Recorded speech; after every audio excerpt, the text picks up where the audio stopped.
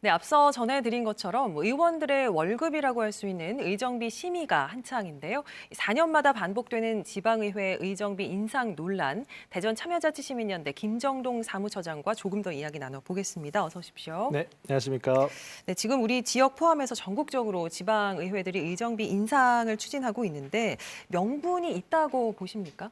예, 지방의원도 일종의 직업이라고 좀 생각을 합니다. 물가도 상승하고 월급도 오를 수 있는 거겠죠. 예. 그리고 본질적으로 보면 지방의원이 하는 일이 그만큼의 물질적 보상을 받고 있느냐도 고민을 해볼 수 있겠죠. 물론 이건 지금의 지방의원들이 그만큼 일을 하느냐와는 좀 다르다고 보고요. 예. 그렇다면 문제는 사기업이 아니라 정무직 공무원이잖아요. 정무직 공무원의 급여를 일정 정도 올릴 때는 어느 정도 사회적 합의가 필요한데 실제 올해 그 공무원 급여 인상률이 1.4%인데 비해서 네네. 대전의 지방의회 인상률은 30% 가까이 되는 거거든요. 예. 그러면 여기서는 당연히 왜 30%나 올려야 되냐라는 문제 제기가 나올 수밖에 없는 상황인 겁니다. 그러니까 올릴 수는 있다. 그러나 과도한 인상 폭이 문제다. 예, 라고 맞습니다. 지적을 해주셨습니다. 자, 관련해서 대전 참여연대에서 이제 입장문을 냈습니다. 내용 중에 의정비 현실화가 필요하다면 영리 행위부터 금지해야 된다라는 부분이 좀 눈에 띄더라고요. 이 말은 현재 지방 의원들이 겸직을 한다든지 어떤 영리 행위를 하고 있다라는 건가요? 예, 맞습니다. 말씀드린 것처럼 지방의원도 그 지방자치법에 의한 정무직 공무원입니다. 예. 근데 공무원이면 당연히 영리행위가 금지가 되어야 되는데 지방의회가 91년에 다시 생길 때 무보수 명예직이었거든요. 급여가 없으니까 생활을 위해서는 다른 데서 벌이가 있어야 되는 거잖아요. 예. 그렇기 때문에 영리행위를 허용을 한 건데 이러다 보니 원래 좀 자산이 있거나 이런 분들만 의회에 진출할 수 있어서 의원도 실제 전문직이나 다양한 계층이 와야 된다. 그래서 유급제를 시작을 한 겁니다. 예. 말 그대로 급여를 주기 시작한 거죠. 그렇다면 급여를 주기 시작했으니 영리행위를 중단을 시켜야 되는데 그렇죠. 이거는 여전히 남아있다는 거죠. 실제 네. 대전시의회 같은 경우도 22명의 의원 중에 11명이 급여를 받거나 영리행위를 하는 상황이 있는 거거든요. 그러면 그래서 이해충돌 문제가 생길 수 있잖아요. 맞습니다. 실제 그 급여를 받는 만큼 그리고 다른 것을 그 일을 하다 보니까 의정활동 집중도 어렵고 예. 그리고 말씀하신 것처럼 영리행위를 하다 보면 이해가 충돌이 계속 생길 수밖에 없는 그렇죠. 거잖아요. 그렇기 때문에 의정비 현실화를 하든 영리행위를 금지시키든 둘 중에 하나만 정해서 하라는 의미였던 겁니다. 자, 그렇다면 지방 의원들의 의정비가 어떻게 구성이 되는지 또 누가 어떻게 결정을 하는지 이 부분을 좀 짚어 주실까요? 예, 의정비는 월정수당하고 의정활동비 두 가지로 좀 구성이 되는데요.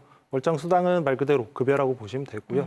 의정활동비는 의정활동에 필요한 일정의 실비보상 같은 개념이라고 보시면 되는데 예. 이 또한 실제로 별도의 증빙이 없다 보니까 급여처럼 인식되고 있는 게 사실입니다. 그래서 의정활동비 같은 경우는 법으로 제한이 되어 있기 때문에 월정 수당에 대해서만 의정비 심의위원회에서 심의를 하는데요. 이 위원회는 집행부에서 구성을 하는 거고요. 의회, 법조계, 언론, 시민사회, 통장협의회 등 이런 곳에서 좀 추천을 해서 여기서 결정을 하게 됩니다. 예. 그래서 집행부에서 인상안을 올리면 이걸 가지고 심의를 하는 거죠. 근데 이 인상안이 공무원의 급여 인상률보다 높을 경우엔 공청회라거나 여론조사를 통해서 시민의 의견을 좀 수렴한 후에 결정하는 구조입니다. 예. 말씀하셨습니다만 의정비 인상률이 공무원 임금 인상률을 초과하게 되면 공청회라든지 여론조사를 거쳐야 한다라고 돼 있습니다. 그런데 이게 실효성이 떨어진다는 지적들을 하거든요. 어떻게 개선해야 될까요? 실제 공청회라는 게 말 그대로 듣는 거잖아요.